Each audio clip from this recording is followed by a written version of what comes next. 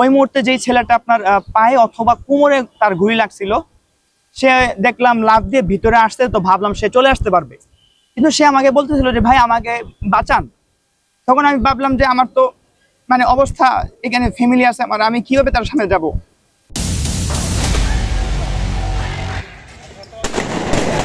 ওই ছেলে যখন আমার কাছে সাহায্য চাচ্ছিল, তখন ভাবলাম, মানে আমার মনে হচ্ছিল এরকম যে তাকে যদি আমি বাঁচাতে যাই তখন তো আমার গায়ে গুলি লাগতে পারে, তখন তো আমার ফ্যামিলি, তখন আমার মা জানে না যে আমার সামনে অনেকেই স্পট ডেট হয়েছে, মারা গেছে, মারা যাচ্ছে, গুলি খাচ্ছে, আহত হচ্ছে, চোখ অন্ধ হচ্ছে, কেউ কারো পায়ে লাগতেছে, পায়ের হাড় ভেঙে যাচ্ছে, অনেকে পঙ্গু হচ্ছে, এরকম আমার মা জানতোই না। জুলাই আগস্টের ছাত্র জনতার গণ অভ্যুত্থানে নরসিংদীর মুড়ে মুড়ে যে সকল ছাত্র জনতা প্রতিরোধ গড়ে তুলেছিল, আমরা কথা বলেছি তাদের সাথে, জানতে চেয়েছি জুলাই আগস্টের রাজপথের স্মৃতি কথা। তো তাকে এক কাঁধে ভর করে নিয়ে আসতেছিলাম, তখন দেখলাম নিচের দিকে তাকিয়ে তার পায়ে পুরা এক পা রক্তে ভরে গেছে, মানে রক্ত পানির মতো বের হচ্ছে তার গা থেকে। আপনারা দেখছেন বেঙ্গল টিভি এবং আপনাদের সাথে রয়েছে আমি নাদিম মাহমুদ নয়ন।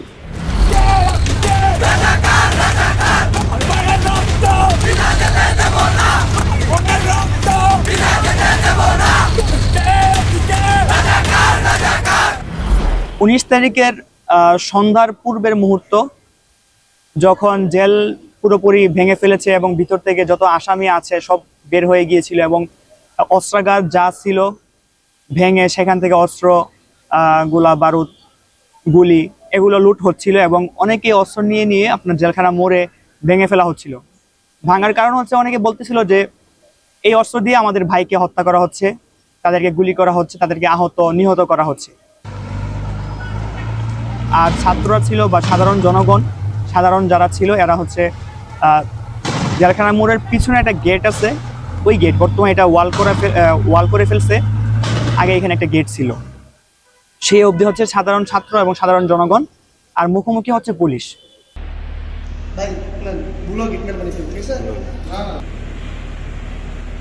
তো ওই মুহূর্তে ওই স্পটে নানানভাবে অপোজিট সাইড থেকে, পুলিশের থেকে অনেক গুলি আমাদের দিকে লক্ষ্য করে ছোড়া হচ্ছিল।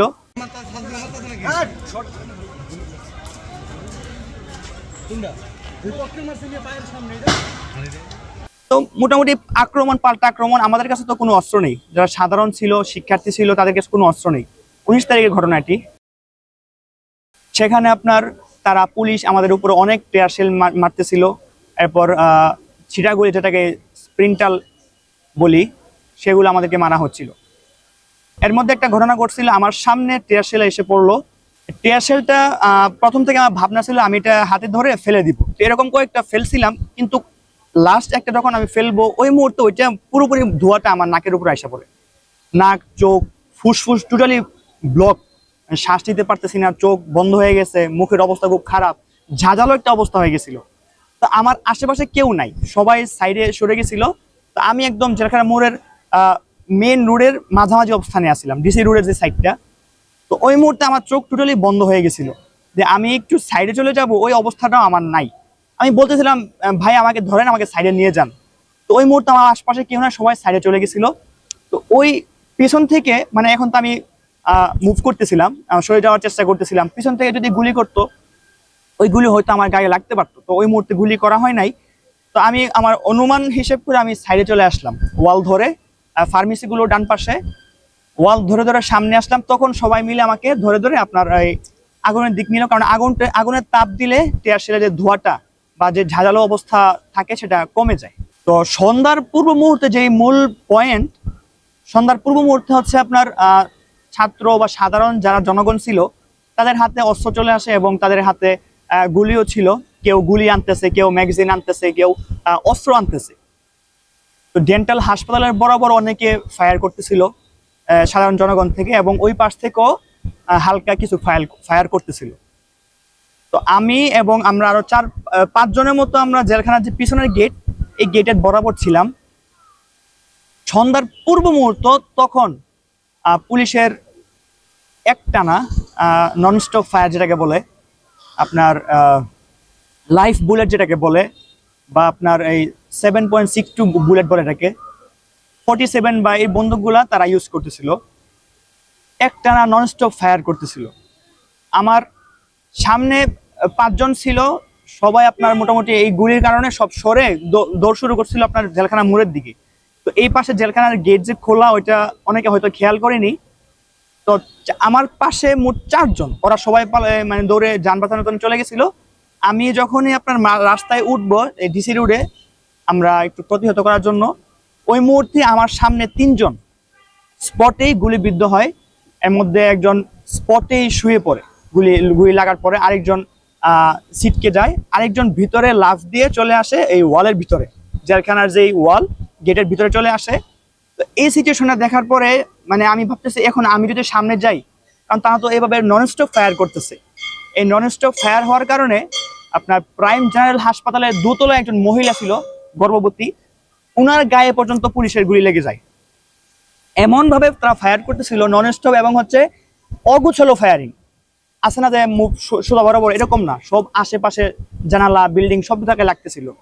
তো ওই মহিলার হচ্ছে আপনার এদিক দিয়ে ঢুকে পিছন দিয়ে বের হয়ে যায়। উনি এখন বেঁচে আছেন।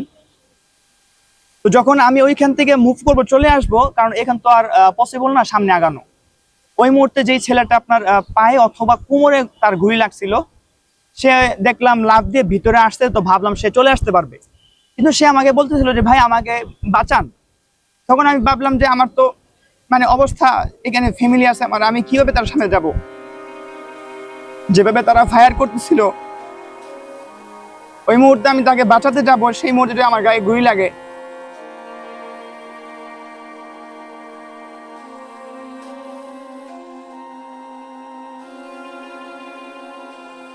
আমার তাৎক্ষণিক মনে হচ্ছিল আমার মা বাবা।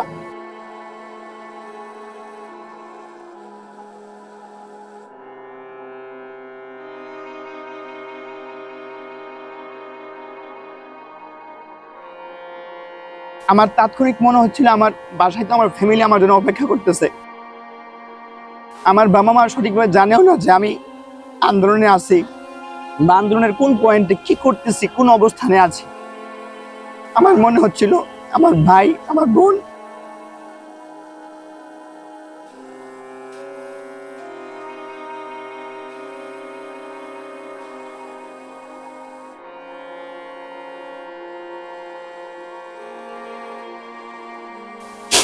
ওই ছেলে যখন আমার কাছে সাহায্য চাচ্ছিল, তখন ভাবলাম মানে আমার মনে হচ্ছিল এরকম যে তাকে যদি আমি বাঁচাতে যাই, তখন তো আমার গায়েও গুলি লাগতে পারে, তখন তো আমার ফ্যামিলি,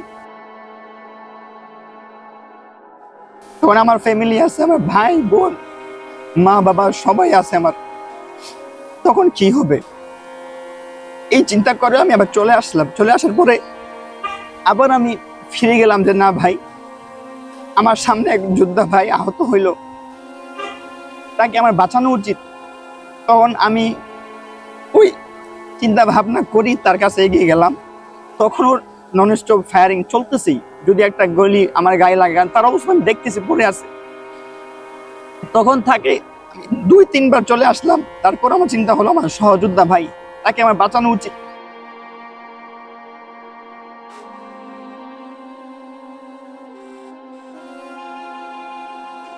তখন তাকে, সে আমার থেকে একটু ভারী ছিল, তো তাকে এক কাঁধে ভর করে নিয়ে আসতেছিলাম। তখন দেখলাম নিচের দিকে তাকিয়ে তার পায়ে পুরা এক পা রক্তে ভরে গেছে, মানে রক্ত পানির মতো বের হচ্ছে তার গা থেকে।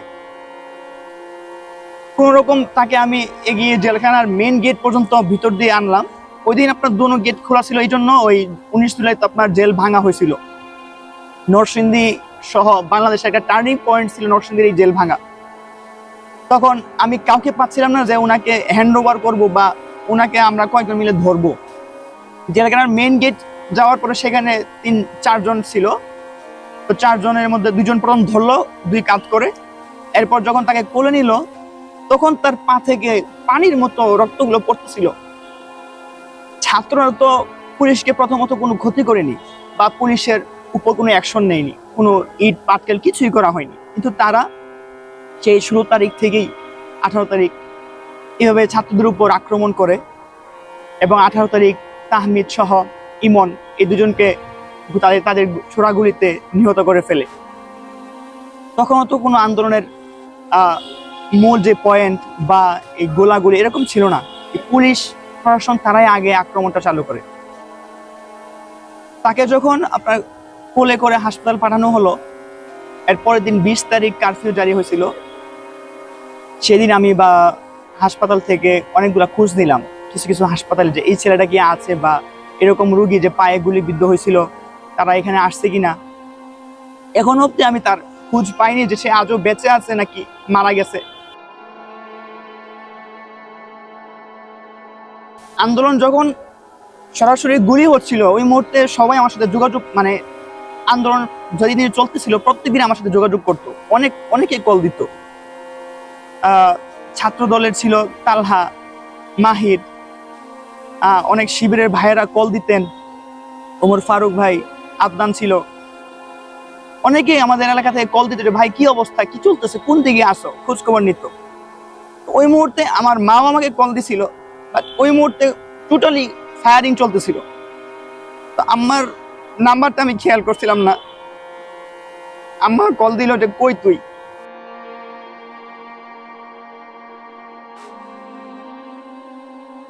বললাম আমি আমি খেয়াল করি যে আমার নাম্বার, সামনে তাকে ফোনটা ধরলাম। তখন মা বলতেছে তুই কোথায়? আমি বললাম যে আমি তো জেলখানা মোড়েই আছি। তো বলতেছে ওইদিকে গোলাগুলি চলতেছে, তুই ওইখানে কি করস? আমি বললাম যে মা আমি তো অনেক দূরে।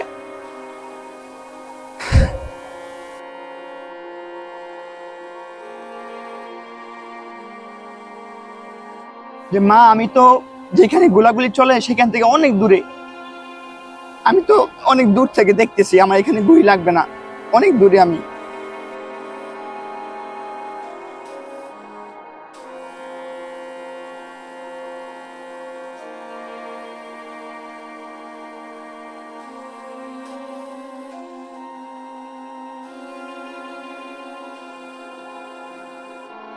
তখন আমার মা জানে না যে আমার সামনে অনেকেই স্পট ডেট হয়েছে, মারা গেছে, মারা যাচ্ছে, গুলি খাচ্ছে, আহত হচ্ছে, চোখ অন্ধ হচ্ছে, কেউ কারো পায়ে লাগতেছে, পায়ের হাড় ভেঙে যাচ্ছে, অনেকে পঙ্গু হচ্ছে, এরকম আমার মা জানতোই না। আমি বললাম যে মা আমি তো জিনিসপুর সাইডে আছি, এদিকে কোনো গোলাগুলি নাই, কোনো কিছুই নাই, এদিকে শান্ত, সব যা হচ্ছে সব ডিসি রুট উপজেলাতে হচ্ছে। অথচ আমি তখনও কি পুলিশের সামনেই গোলাগুলির অবস্থানে।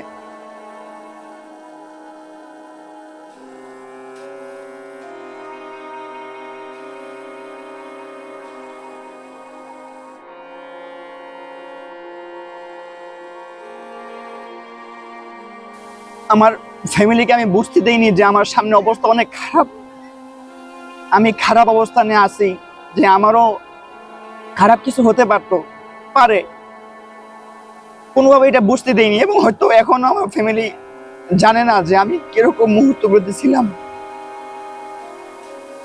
স্টেডিয়ামের সামনে যখন আমরা মুখোমুখি ছিলাম 18 তারিখ পুলিশের সামনে, তখন হঠাৎ করেই পুলিশ ফায়ারিং শুরু করে। আমার বন্ধু আম্মার, যে আমাকে বলা যায় যে আন্দোলনের মধ্যে প্রিপেয়ার করে দিত, আগে ব্যাগ দিত আমাকে, যাতে এই ছিটাগুলিগুলো ব্যাগে লাগলে আমার গায়ে না লাগে। এই ব্যাগ আমার কাঁধে ছিল। যখন পিছন থেকে আমি দৌড় শুরু করলাম, অনেকগুলা বুলেট, আমার যতটুকু আমি অ্যানালাইজ করতে পারছি যে আমার বুলেটগুলো লাগতেছে গায়ের মধ্যে, তো অনেক দূরত্ব থাকার কারণে এই ব্যাগে বা আমার গায়ে লাগেনি, ব্যাগে ধাক্কা লাগতেছিল। তো বাঁচার জন্য স্টেডিয়ামের ভিতর সাইড ঢুকলাম, ঢোকার পরে পুলিশের ফুল টার্গেটে পড়ে গেছি আমি, ফুল টার্গেট, তারা আমার উপরে গুলি করতেছিল।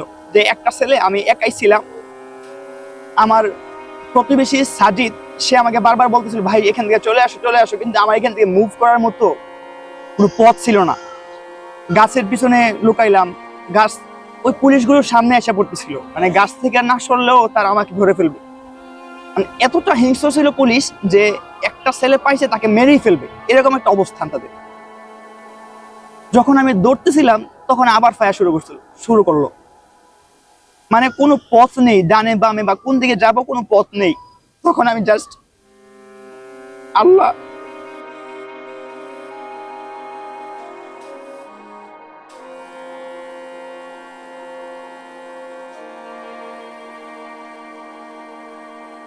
আমি শুধু ওই সময় তাকবীর দিচ্ছিলাম, আল্লাহু আকবার বলতেছিলাম, যা হয়েছে হবে, দৌড়। পিছনে আমি খেয়াল করলাম যে প্রত্যেকটা পুলিশ আমার দিকে ফায়ারিং করতেছিল স্টেডিয়ামের গেটের ভিতরে। দৌড়ে স্টেডিয়ামের যে বিআইপি গেট বলে ওই অবধি গেলাম, তখন তাদের নন স্টপ ফায়ার, তারা এইগুলি ছুটতেছিল। 18 তারিখ ওইখানে আমরা অনেকেই লোকাইলাম, ওইখানে মিশুক ছিল, মিশুকের পিছনে অনেকে লোকাইলো, ওইখানে পিলার ছিল, ওই পিলারের পিছনে আমরা অনেকেই লুকাইলাম। তারপর তারা পুলিশ সামনের দিকে অগ্রসর হলো জেলখানার মোড় অব্দি। সেখানে গিয়ে তারা এই ফায়ারিং গুলো করলো এবং সেখানেই এই তাহমিদ নিহত হলো। এরপর ইমন 18 তারিখ নিহত হলো। 20 তারিখ 21 তারিখ যখন কারফিউ জারি হয়েছিল, খুব সম্ভবত 21 তারিখ অথবা 20 তারিখ জেলখানার ব্রিজের উপরে BGB, RAB, army, police, DB, বিভিন্ন প্রশাসনের সেক্টরের লোকেরা ছিল।